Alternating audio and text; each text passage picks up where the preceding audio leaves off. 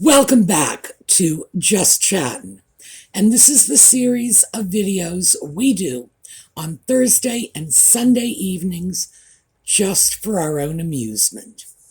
So, it is a beautiful day in the Megxit neighborhood thanks to the fine folks at Southpark who recently, as in just last night, brought us the World Privacy Tour of the Prince and Princess of Canada. For those of you who missed it, and I imagine many of you did, this is a streaming show that I believe is on the pay-per-view TV channels.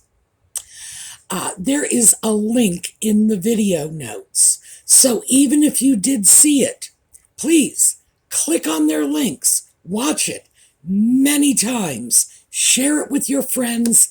Let's show these folks some love, and let's show them we appreciate what they are doing for all the rest of us just by speaking out against the hypocrisy. So, when we come back, we are going to take a bit of a look at the cartoon, what issues came up, and what the bigger issues were. Because this is one of those cartoons that are entertaining for children, but there's enough mind candy to keep the adults entertained as well. So there were definitely some running jokes and some subtexts. So we'll talk about that when we come back.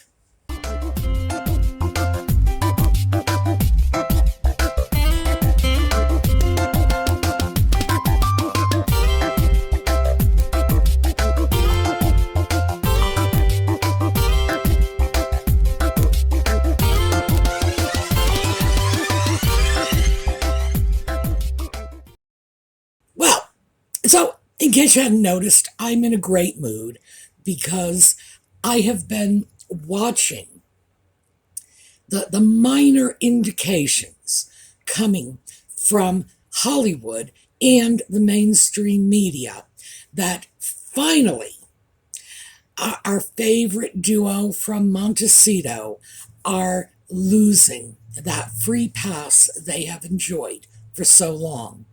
And this is utterly typical. I can't imagine it was a happy day at the Harkle House out in California yesterday. Although, and I do want to say this because this came to my mind as I was watching, trying to imagine what the reaction would be from Nutmeg and the Sock Puppet. Many years ago, and boy, this is going back a long way. I hope some of you are still with me for this one. When the Bee Gees were really peaking in their career, the Saturday Night Fever days, Saturday Night Live did this hysterical send-up of them. And they're all in their polyester disco suits with the multiple chains around the neck. Oh, and the chest hair flowing out over the shirts. Well, the thing is, the various brothers Gibb were decent people on top of being really gifted entertainers. And what they were doing while Saturday Night Live was roasting them, just making mincemeat of them, was they were all on the phone with one another, screaming with laughter. So that dawned on me. There are people out there who can laugh at themselves. I don't think any of us believe that Nutmeg and the Ginger Sock Puppet are among them. And this was, well, there was a lot to laugh at. So, very quickly, and I have to be quick about this because I had never seen Southpark before. But in fact, I'm going to start watching now. They got a fan out of me for this because, as I say, we need to show them some love. There is a little boy named Kyle, and he has this bizarre fur, sort of Midwestern, Northern U.S., Southern Canada fur hat. Reminded me of the hat John Candy wore in Uncle Buck. And he needs to rebrand because his friends are playing their online games without him. So he goes off to a branding company, Cum Hammer. Cum, C-U-M, Latin, means with. Now, I don't need to tell you folks that. We all know. This is where the educated and well-read YouTube viewers congregate, but just in case Nutmeg and the Sock Puppet might be watching. Basically, it was heavy-handed branding services. And as they are helping him put together his brand, social, nice guy, good friend, and of course, the running joke is the last adjective on every list they give him is always victim. And I love that because it was slight, it was subtle, and yeah, it tells us they know who they're dealing with. So, he's working his brand. Meanwhile, the Prince and Princess of Canada have fled the Commonwealth nations and gone on their World Privacy Tour, screaming, "Leave us alone, we want privacy," while they tour all of these various nations, demanding that everybody give them the privacy they want. They end up in Southpark, directly across the street from little Kyle's house, where the Prince of Canada is a rather unattractive fellow with far too many freckles and scruffy ginger beard, is riding his polo pony around the front yard, playing drums in the yard. They are shooting off fireworks. Their house looks like it's getting ready for the 4th of July. And it's all about privacy. They've moved to Southpark so they can have a normal, ordinary life with us regular folks. So, as the story unfolds, little Kyle, remember, he's dealing with his branding, and he's also dealing with his neurotic neighbors, comes home one day to find all kinds of images of them plastered all over his front door. But because his current brand is he's cool, he's nonchalant, everything rolls off his back, he just walks past it in the house. Meanwhile, the new neighbors are going crazy that he has not reacted. And this is part of Kyle's new strategy, because his friends have grown sick of him always complaining about these lunatic new neighbors, and they say, "We're sick of it. We don't want to hear it anymore." And Kyle says, "I don't want to hear it anymore, but they're everywhere." I love that. Frankly, the folks at Southpark know what they are dealing with. So as he goes in the house, the Prince of Canada decides the best way to get his attention is to show off his frostbitten blue Todger and flashes him in the window. It was screamingly funny. It was, in fact, just one one-liner after another, the way cartoons are. And we all know that. We've all seen cartoons. You don't go to them for heavy-duty plot. You go to them for comedy. And there was so much comedy. And the great thing about it is you don't need to force the comedy out of these two. You just take them and their ridiculous life, throw it out in cartoon format, and you have a scorchingly funny half hour. It's just that simple. We want privacy. Come look at us. We want to be just regular folks. Here's my private jet parked in the middle of the street. Here's my polo pony. It was extremely funny. And of course, this whole notion of victim branding, which they snuck in the back door. So that's all of the the synopsis of the cartoon I'm going to give you. I do strongly encourage you, click on that link. Go watch that video. It really was very, very funny, especially the obviously male voice that was voicing the Princess of Canada as if she were a valley girl with way too many male hormones. Whoa, very funny. Go watch. What this is telling us, and this is the fun part, is that Hollywood and the mainstream media are getting sick of them. They realize these people are everywhere and that you cannot free yourself from them.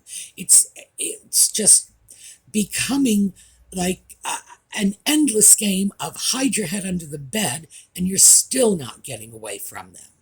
That they are slamming themselves in your face. At one point, little Kyle tells his friends that they tried to make him buy their book. And that one actually struck me as very funny because when I was at Target a couple of days ago, I snapped this picture. Actually, I got a whole stack of these pictures from various stores around the community. And yes, the spare is now 30% off, and that is from a marked price. I don't know if you can see it in the photo, but I did notice it. A marked price of $14.69, I believe, under $15. So, 30% off. Yeah, it looks like this major bestseller is now selling hardbound for $10. Oh my. So I guess it's not exactly putting J.K. Rowling out of a job. So, what can you say? They are picking up on it. It has become not just okay, but downright acceptable to be making fun of these two, which frankly it should have been a long time ago, because Lord knows we've been doing it on YouTube for years now.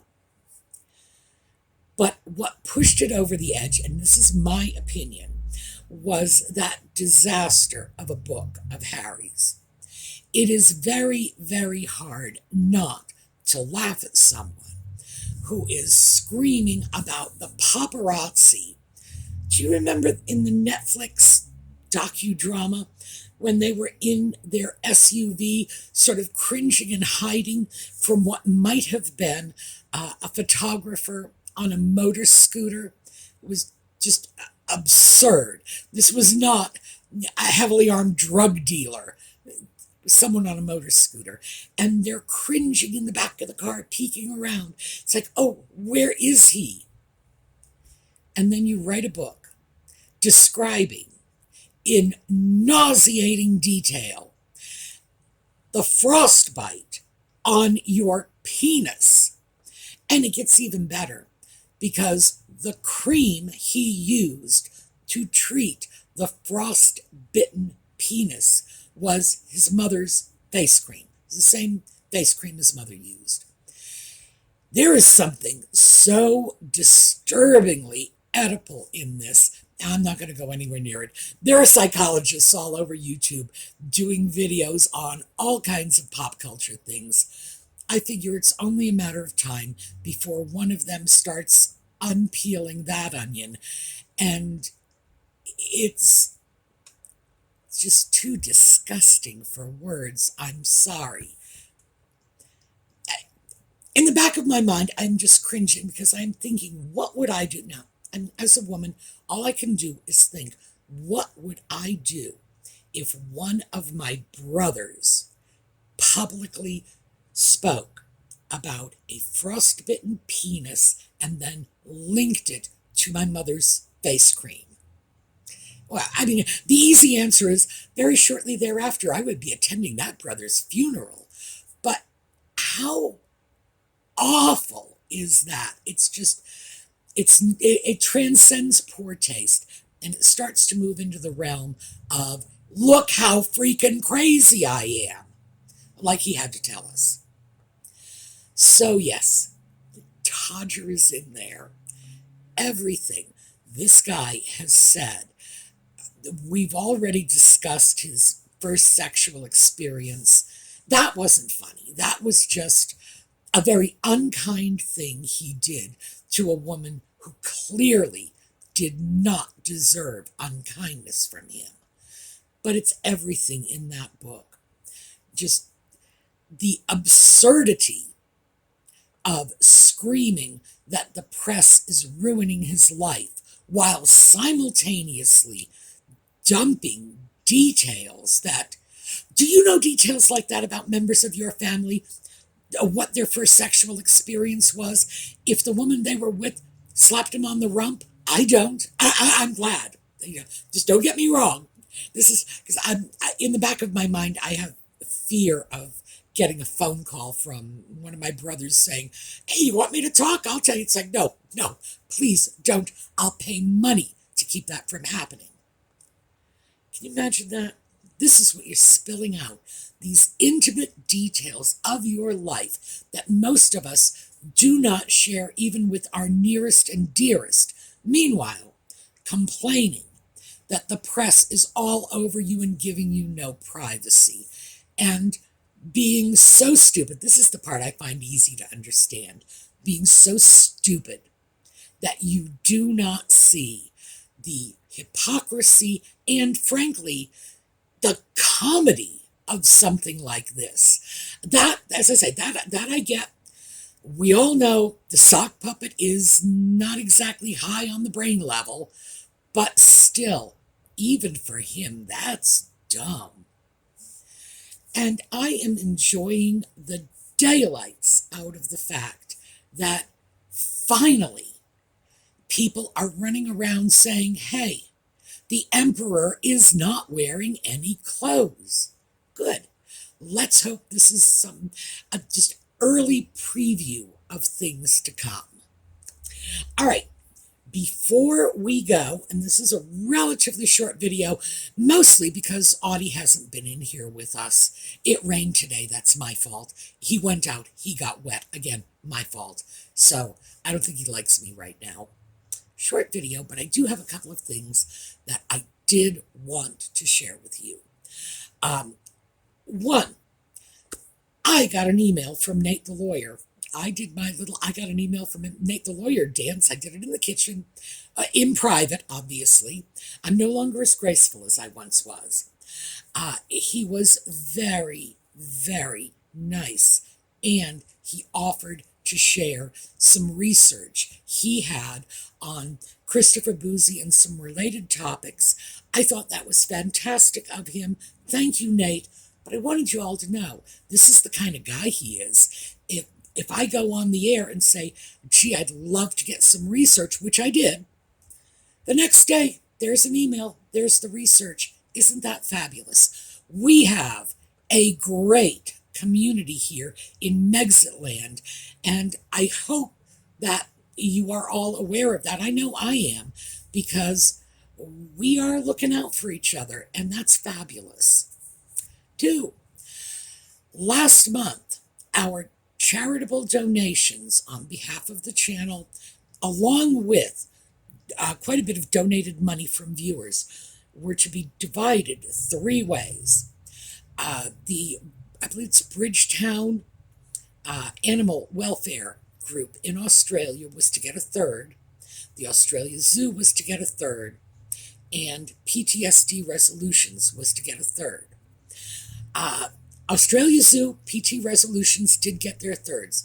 I have not been able to make any contact with the Bridgeton Animal Rescue people.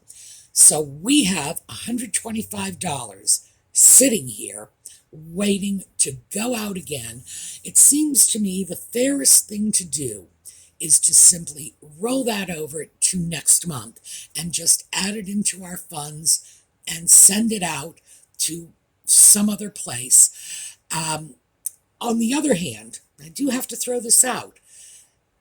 We were supposed to be donating more to Australian wildlife. So you let me know in the comments how you think we could best resolve this. I'm fine with whatever decision you folks make. kick it over as the February donation or as part of the February donation. We're still giving them $100, and we have still gotten some donations subsequently as well. So this would be additional money left over from last month. We can roll it into February, or it can go to the Australia Zoo, in which case it is going to Australian wildlife, just not in the direction we chose at the time. So let me know. For February, I would really like some help from my viewers in the UK, because what I am proposing to do for February is to find a charity that is helping out with the heating bills in Great Britain. A lot of people are in a very bad way when it comes to heating their homes, and I have been unable to find any charity that is specifically working in that area to help people just so they don't have to choose between heating and eating. And that's the one I'm going to throw out as a proposal for February, but I need some help finding the charity. So, British viewers, let me know if there's anything you are aware of, because this is a problem and it would be lovely if we could deal with it. Once again, because Trevor Colt's channel has still not been monetized, at least not that I'm aware of, we are still going to split the donation between whatever charity we decide on for February, and I'm throwing you out one. I'm always anxious to hear if you have alternate ideas. So we'll split it between whatever that charity is and PTSD resolutions.